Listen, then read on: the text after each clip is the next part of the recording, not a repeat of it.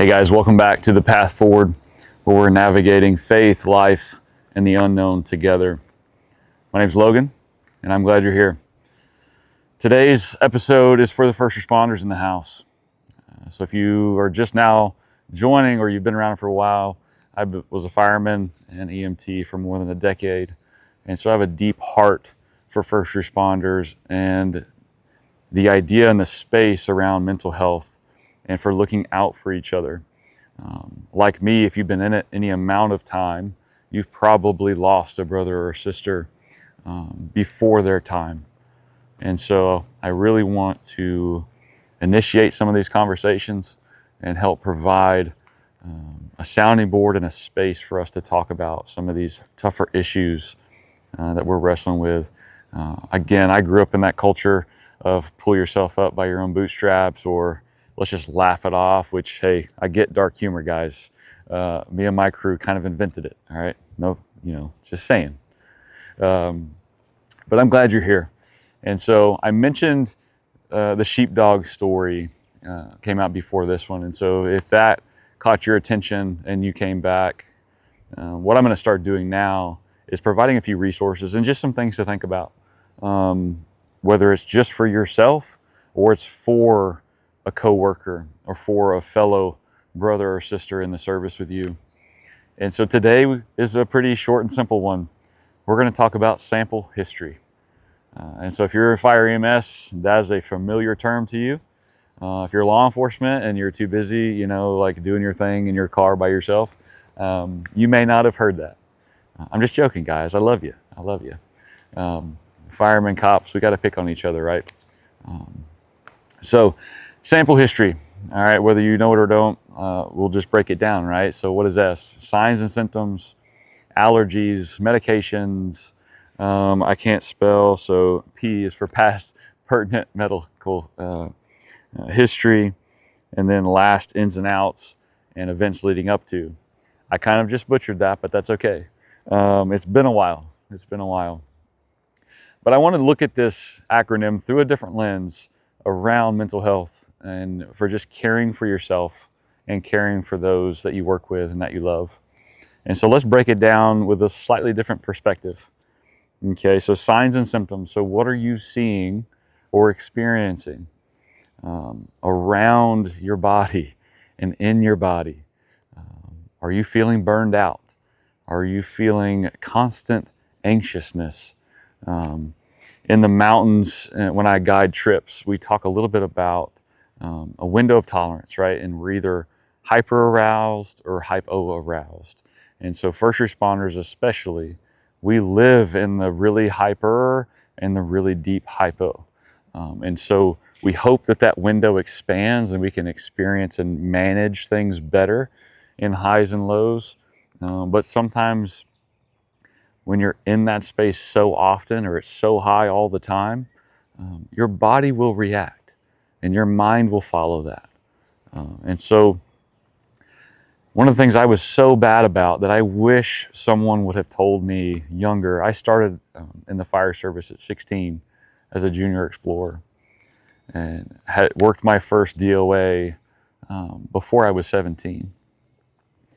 And there was no conversation around what do you do with this mentally? What do you do with this when you go home and you're off shift, or when you're with your family, or when you're trying to rest or recover?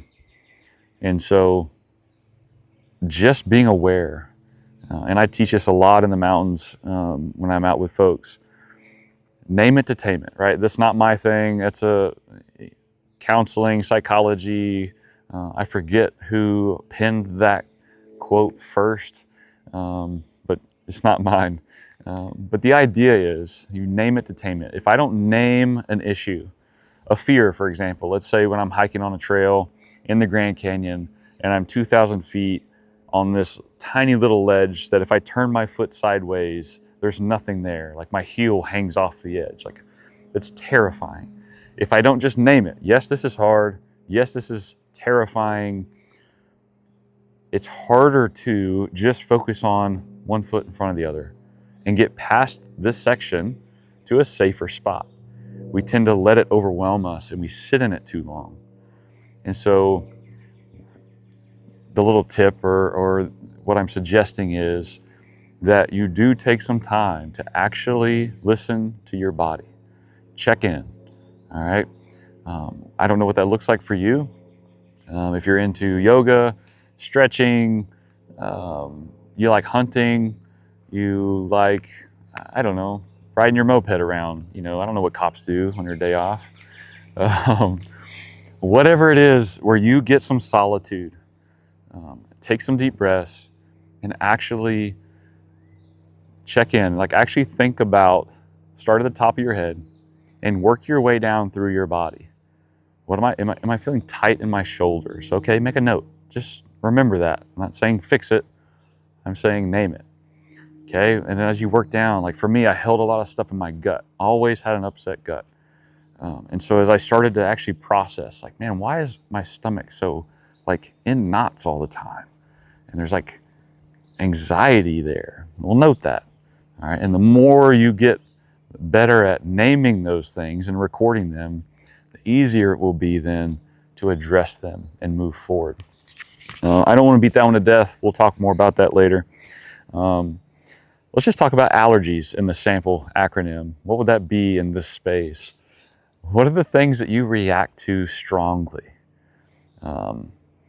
For example, maybe for you, your coping mechanism is to drink alcohol, like mine was. That was one of my big ones. Not a healthy coping mechanism, by the way, and something that I had to find healing and recovery from. And so if that's one for you, just make a note of that. So for me, that was a coping mechanism. Where I reacted strongly to that was I found myself, if I felt triggered, right? And that term's so overused. But if I feel that tension that's in my stomach and in my chest and shoulders is heightened, my response was, I need to go get a drink. I need to go hang out, right? And chill out or cool down. And so until I was able to notice that, like, oh, my coping mechanism is such a strong thing for me because I'm reacting to something that I'm dealing with, right? Some environment that I'm in, some conversation that keeps happening or I keep avoiding. So what are those things that are like kind of spiking your tension? They're spiking your struggle, whatever that looks like for you. I'm not trying to put words in your mouth, right? And then where are you going with it? So I backtracked. I figured out what my coping mechanisms were, and I started backtracking. Why do I want to do that at this point in time, this time of day, after I've talked to this specific person? Why am I more apt to go after that coping mechanism? And again, we're just noting some things about ourselves, all right? We're checking in. All right, let's look at medications. So again, this is the coping mechanism conversation, right? Like, what are you using to self-medicate? Is it alcohol? Is it pornography? Is it, guys, there's so many that I will, again, we could make that a whole conversation and eventually that will come, but name it, okay? If it's to numb out on movies, looking back, that was one of the ways I escaped, right? Escapism was a coping mechanism for me. I didn't want to be around reality. Had enough of that, right? Reality is pretty rough sometimes. And so I would try and escape that. And so I didn't know this in the moment, but looking back now, I can say, man, I would like go to Walmart. This was before Netflix, right? And buy a handful of movies and just veg out for hours, or even my 2 days off. Sorry, cops, we actually had a lot of time off. You don't, my bad. So what is your self-medication? What are you using? And just note that, all right? Again, no judgment, no shame. We're naming it, okay? The idea is you got to start somewhere, okay? Your past medical history, where am I going to go with this, okay? What specific things, the big ones, what are the big ones for you? The calls you went on, the incident with a coworker, or an incident with your administration. What are the big things in your story, the big hurts? And write those things down. This is a tough one. All right, this is one that for me I avoided, I dabbled in, but once I finally sat down and actually wrote out some of the biggest hurts in my life, or the biggest struggles or events that has happened to me or I'd been around. All right, our trauma in first responder world is usually just accumulative, right? It's a lot of little things, but there are some big ones. If you've been in it any amount of time, you've had some big ones already. Write those things down, not in a sense to relive them. Again, we're just naming them. All right. This will come later as we talk about processing and articulating and working through and healing some of these things. Your last ins and outs. Right. In the medical world, we're talking about, right, what did you eat? When did you eat last? When was your last bowel movement? All these fun things that we got to get personal with absolute strangers. For us in this space around mental health, what are you putting in? So, and then what's your outlet? All right. So what TV shows are you watching? What movies are you watching? What music are you listening to? What foods are you eating? And then what are your outlets? Are your outlets to, if you're in law enforcement, is your outlet, well, I spend more time at the gun range and hanging upside down like Major Payne and stripping my gun and putting it back together, right? Again, I don't know what you guys do as cops. I just got to rib you. I've been out of it for a while, okay? I got to rib you. So what are your ins and outs? This is important because what we put into our body and into our minds especially will affect our outs. For me, this is a creative outlet, right? This is me letting some things out so that they don't just stay in.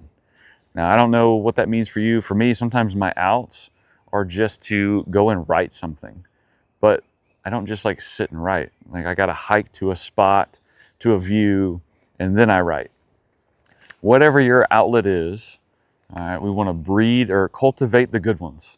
Cultivate the ones that are healthy for you in the short term, they're healthy for you in the long term. And we want to cultivate and grow and pour into those things. And then your ends, we want to analyze it, right? If it's toxic for you, look, I'm not saying you have to quit drinking. I'm not saying you have to stop smoking or vaping or dipping or, eating a pound of bacon a day or whatever.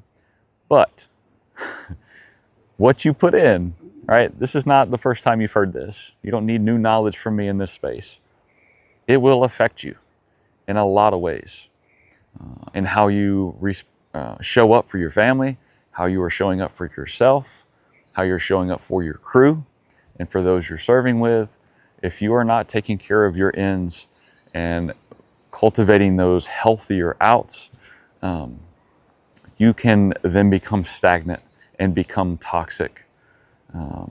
If a pond, like one behind me, has no inlet and outlet, it just holds rainwater essentially. It's already developing a massive layer of pond scum because it's not flowing in a healthy way. And so it can become toxic for us. You become more isolated, more lonely. Those heightened high highs and those low lows become steeper. And so again, we're naming stuff. I'm not trying to shame you or guilt you. Just start taking note of these things. If you're like me, it was years after I got out before I ever really realized I need to even do this, much less what do I do with it. And so again, we're going to talk more about it. Let's move on. So events. And this one, again, metaphors only go so far, right? My thought here is, how are you showing up for the big things in your life? Just make note of it. Again, it's kind of an accumulative effect of these other things. But how are you showing up for your family? How are you showing up for your coworkers? How are you showing up in your faith? All right. We've all have faith in something.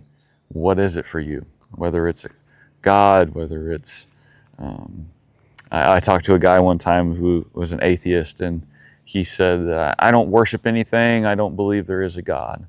And as our conversation developed over time, it became clear that music was his God. He was worshiping. He was spending thousands and thousands of dollars to make every concert for particular bands, and he would travel thousands of miles, and that was his thing. Again, no shame or guilt here. I love music. I'm a bluegrass junkie. But the reality is, that was his thing. He was putting on the pedestal. And so how he was showing up was unaware, and it was a more of a numbing thing. And so as we talked about that and identified it, and he kind of came to that realization on his own as we talked, he started to kind of analyze that a little bit. Like, why is this such a thing for me? And why am I doing this? Or I'm willing to do that? And what do I really want out of it? Again, these are questions that if you just avoid them, where's your growth at? Or are you content to stay where you are? So, I said this was going to be a short one. Obviously not. But the idea is, work through something like this sample, metaphor I just broke down, start to identify these things, and let's talk about them some more. Let's look at ways to create healthier habits with that, ways to break old bad habits, ways to respond and show up to these bigger life events in a healthier way, and just be more present as a person. And to really, for me, it comes down to purpose and faith. And again, these are conversations that we'll have more moving on. So thank you for sticking around. Please give me some kind of feedback, comment, like it. If you hadn't already subscribed, please do so. And I will see you next time.